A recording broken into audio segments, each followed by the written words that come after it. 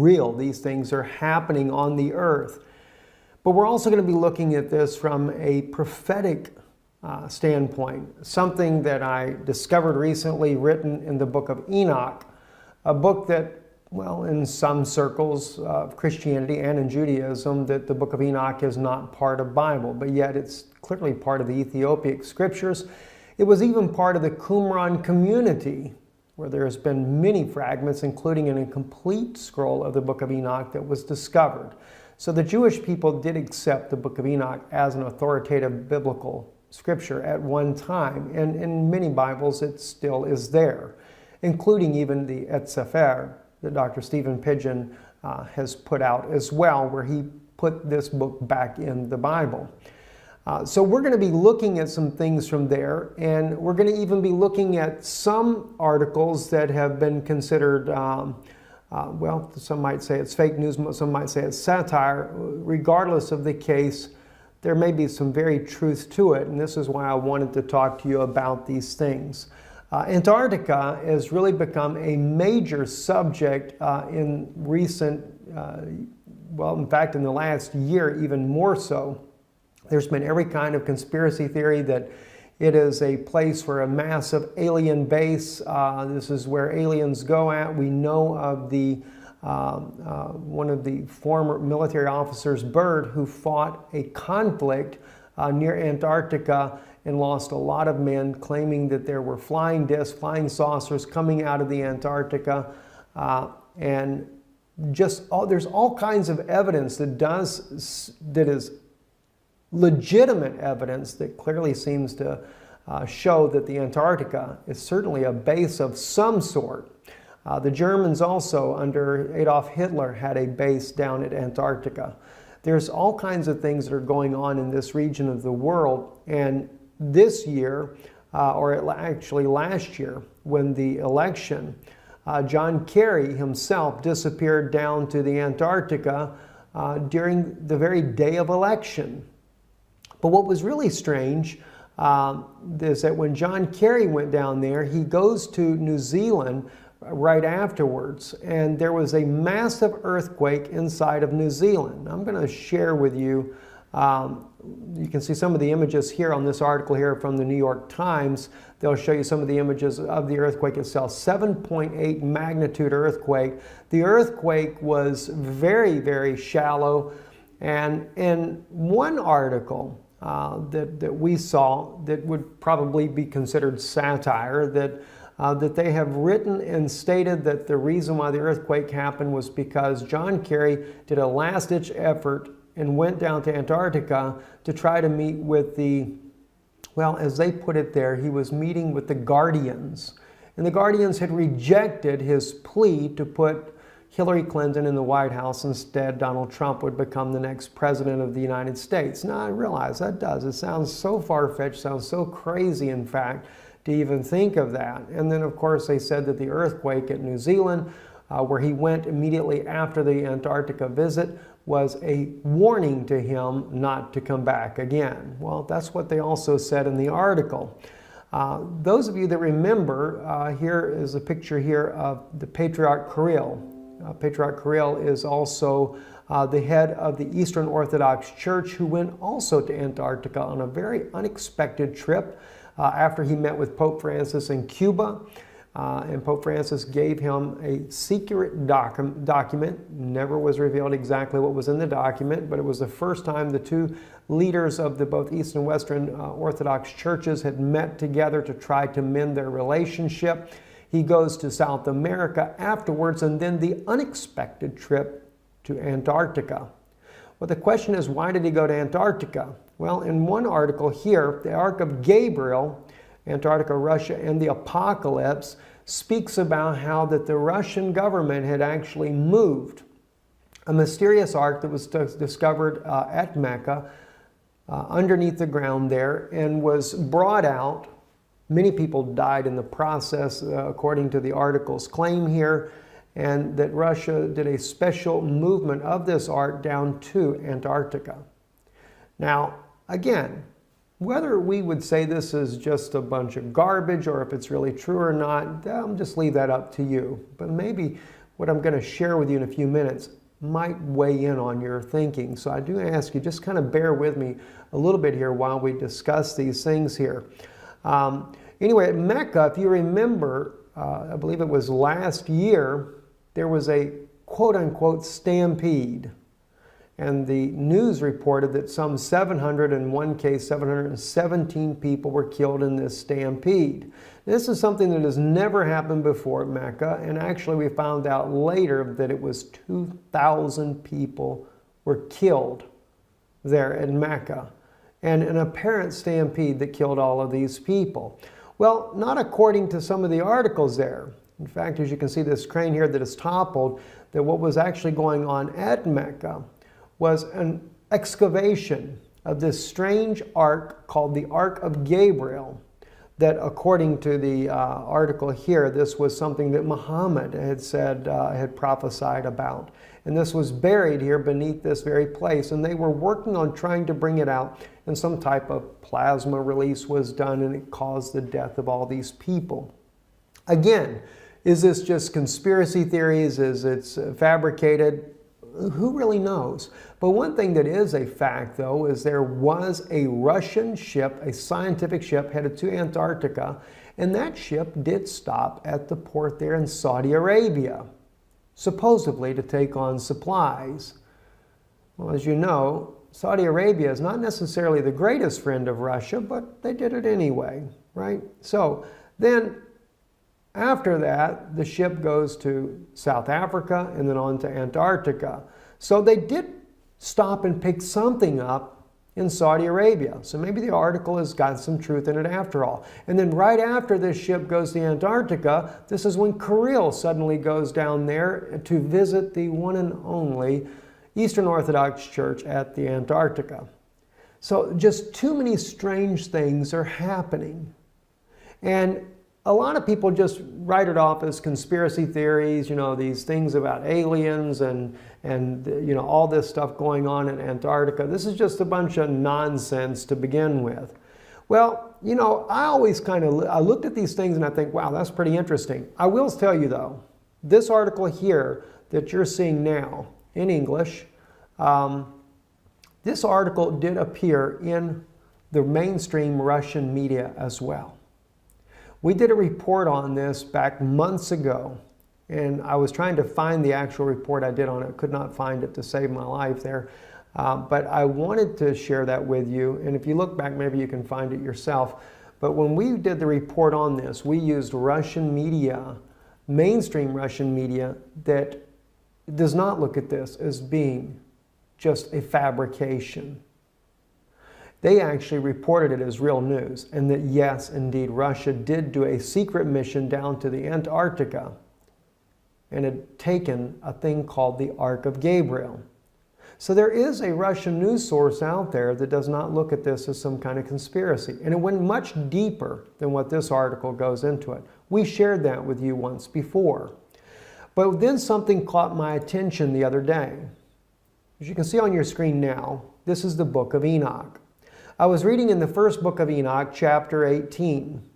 And this is where the angel Uriel is taking Enoch and showing him some very interesting things. And I'm going to share with you some of the words that I read here in Enoch, and then you'll see why it became very interesting to me.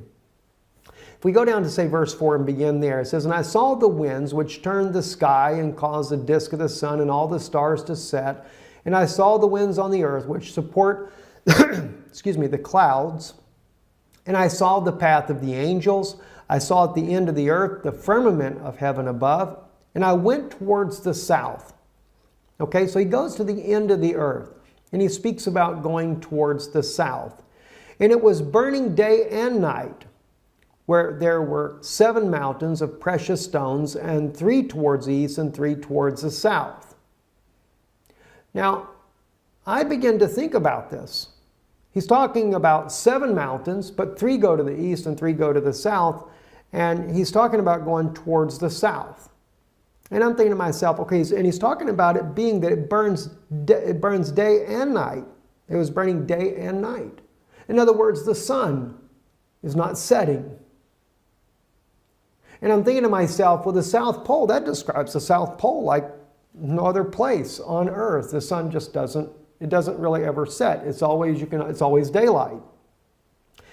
And so it really caught my attention. But then he mentioned about the 7 mountains. And of course he talks about the stones, etc. But then he says east and 3 go to the south. Well, that really got my attention. So I thought to myself, okay, is there a place down at the Antarctica that would kind of match this type of description? Well, oddly enough, there is. It's Mount Vincent. Now, you have to keep in mind what you're looking at here on your screen. You have Mount Vincent right here. It is called the 7 Summit. There are 3 going south. Now, you would say these are 3 to the west. It's actually described as southeast and southwest. But keeping in mind, when Enoch went here, the earth had not been tilted off its axis. So therefore, north and south, east and west was a bit different, right? And if you take and tilt the earth back the way it would have been, this will go just like that. And then you would have the 3 peaks, as it speaks about here, and we have the summit here, 3 peaks here. Those would go down to the south, just as he describes, and these here, the 3, would go to the east, just as he describes there. The 7 mountains, the 7 summits, and 3 to the east and 3 to the south. That really began to make sense. But the words here in Enoch get a little bit more strange though. And as I read on, it says, and those towards the east were of colored of stone and was of pearl, and one of a healing stone, and those towards the south of a red stone. And the middle one reached to heaven like the throne of the Lord, and stibium, and the top of the throne was a sapphire. And I saw a burning fire, and what was in all the mountains. Now, keeping in mind, the middle one was the tall one. And of course, at Mount Vincent, that's exactly the way it is. Mount Vincent is the tallest mountain. Now, I can't say that this is conclusively correct. I'm putting this here before you as a conjecture, something for you to think about, just something that I find very fascinating in line with all these anomalies that are happening at Antarctica, all the weird things that are going on. John Kerry, I mean, gosh, he did more than 1 visit down to the Antarctica here. Why? What's going on? Now, when I first looked at this, I'm thinking Planet X. They're going down there because they can see Planet X coming.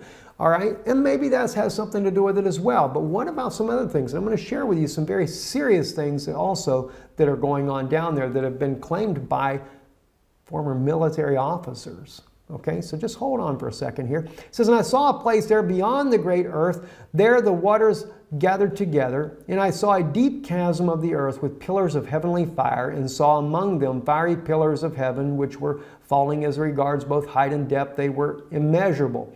And beyond this chasm, I saw a place, and it had neither the sky above it, nor the foundation of earth below it, and there was no water on it, and no birds, but it was a desert place. Now, I'm sure now when you read this part here, well, that throws that out. Must have been out in Saudi Arabia somewhere. Maybe not. Maybe not, guys. Let's take a look at something else here that's very, very interesting. All right, let's go actually to the 7summits.com website. And this is about Antarctica, and it's about Mount Vincent, and it talks about it being the tallest mountain, etc. Let me read to you the Antarctica facts, though. Besides the mountain summit, if you go down here to say about right up under the blue right here on your screen, the snowfall in Antarctica is so minimal that the continent has been called the world's coldest desert. The interior receives less than 3 centimeters, in other words, less than 1 inch of precipitation a year, making it the driest continent on Earth. The Antarctic dry valleys in Victoria Land are among the driest places on Earth. Some scientists believe that no rain has fallen there for 2 million years. Astronauts have visited the dry valleys because of their similarity to lunar landscapes. Isn't that interesting? They call it the coldest desert on Earth. Well, maybe Enoch has got something when he said it was a desert. All right? as he called it, there was no water on it and no birds, but it was a desert place. Well, there are no birds. There are no penguins when you get that deep into Antarctica. There's just no life at all. And a terrible thing I saw there, 7 stars like the great burning mountains, and like a spirit questioning me, the angel said, "This is the place of the end of heaven and earth. This is the prison for the stars of heaven and the host of heaven and the stars which roll over the fire. These are the ones which transgress the commandment of the Lord from the beginning of their rising, because they did not come out at their proper times. And he was angry with them and bound them until the time of consummation of their sin in the year of mystery." And I, Uriel, we go into chapter 19 here, real quick here, just the first verse, said to me, "The spirits of the angels who were promiscuous with women will stand here, and they, assuming many forms, made men unclean, and will lead men astray so that they sacrifice to demons as gods." Now, if you notice, that is a continuation. They're not dead. They're still there. And they do what? They will lead men astray so that they sacrifice to demons as gods. Wasn't that interesting? CERN not long ago, where they sacrificed a young woman. Oh, they claimed it wasn't real, but found out later, according to Russian media, it was real. Russian media even was able to determine which woman it was that had been kidnapped. That was by not just so much the media, it was actually Russian intelligence officers that determined this information, but it was in Russian news, and we shared that with you here on Israeli News Live. So they sacrifice to demons as gods. They will stand there until the great day of judgment, on which they will be judged, so that an end will be made of them. But they still have very much access to men on this earth, and they are leading them astray, and they can they assuming many forms. That's pretty wild. I mean, I've never seen anything like this in my life. And the point is that I make here, when we look in chapter 18, it appears to be, and it could be completely somewhere else different on the earth. All right, I'm just saying this as a conjecture to you to consider this. But it appears to be that Antarctica is that region that he's speaking of. For one, it has to be a place that's burning day and night. That sun is where they can see day and night. It seems to really match up, and that's what's really, really fascinating, in my opinion, there. And again, just like the mountains, if you were to take into consideration the antediluvian destruction that tilted the earth off its axis and put the earth back right on its axis, and then look at the peaks here on the map in behind you here, then you would actually have, just as it describes there in Enoch, 3 to the south and 3 to the east. Three peaks on a 7-summit mountain range, and of course the middle one being the tall.